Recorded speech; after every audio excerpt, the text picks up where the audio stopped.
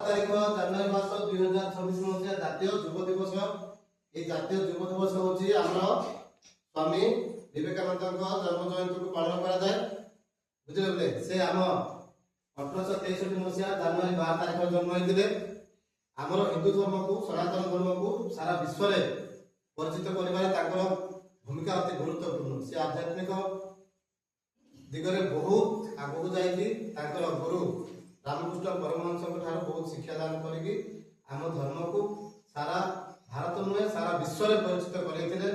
तेनु ताकर जन्मदिन को आमे जातीय युव दिवस रूपे पालन करूछु। तेनु पिले समस्त आशा करिबा आमे हमर धर्म को रखिबा, आमे हमर धर्म को संस्कार को आमे बजाय रखिबा। आउ आमे आज समस्त सेही महान जो जननायक से महान जड़े देशप्रेमी जड़े साधु सन्त बोली कहले अत्युक्ति हम नहीं। ताकरी कथारे आमे से भलिया जीवन यापन करिबा बोली आगु आशा करूछु।